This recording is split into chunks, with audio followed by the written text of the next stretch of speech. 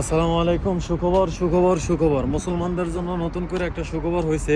Saudi আরবের সাথে পাকিস্তানের একটা দ্বিপাক্ষিক চুক্তি হয়েছে, যে চুক্তির মধ্যে উল্লেখ আছে যদি সৌদির উপর কোনো আক্রমণ আসে তাহলে সেটা পাকিস্তানের উপর আক্রমণ হিসাবে গণ্য হইব এবং পাকিস্তান আগে আসবো ওই আক্রমণের বিরুদ্ধে রুখে দাঁড়ানোর জন্য। এবং পাকিস্তানের উপরে যদি কোনো আক্রমণ আসে তাহলে সৌদি আরবও সেমভাবে রুখে দাঁড়াইব এবং এগিয়ে আসবো। সৌদি মনে করবো যে ওই আক্রমণ সৌদির উপরেই হয়েছে।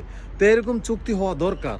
যারা মুসলমান আছেন বা মুসলিম কান্ট্রিগুলো আছেন, এখনও সময় আছে, সবাই মিলে একটা যৌথ লীগ গঠন করেন, একজন আরেকজনের সাথে চুক্তি করেন, সব মিলিয়ে একটা এক জায়গায় সীমাবদ্ধ হন। কিন্তু এই যে নিজেদের নিজেদের ভিতরে বিভক্ত, কে শিয়া, কে সুন্নি, কে অমুক, কে সমক, এইসব কিছু কইরা নিজেদের ভিতরে যে বিভক্ত হয়, ফলে এই সুযোগটা নেয় কারা?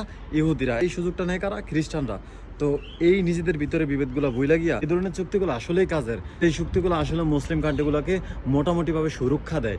এরকম চুক্তি হওয়ার দরকার আছে। এখন কথা হয়েছে, আমরা তো মুখে অনেক কিছুই বলি, কিন্তু কাজের বেলায় কতটুকু করি সেটা হয়েছে কাজের প্রমাণ দিতে হইব।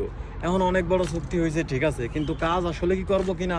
কারণ এর আগেও অনেক চুক্তি হয়েছে অনেক কান্ট্রির সাথে, অনেক মুসলিম কান্ট্রির সাথে আমরা দেখছি, সেই চুক্তিও দেখছি। এখন এটা কতটুকু কাজের তা জানি না, তবে আলহামদুলিল্লাহ এরকম চুক্তি হওয়ার দরকার আছে। এবং খুব শীঘ্রই আমাদের বাংলাদেশকে নিয়েও একটা চুক্তি করার দরকার আছে, কারণ বাংলাদেশের উপর যে পরিমাণ হায়নারা তাকে আছে, এটা আসলে বাংলাদেশের সার্বভৌমত্বের জন্য একটা হুমকি স্বরূপ দাঁড়ায় গেছে।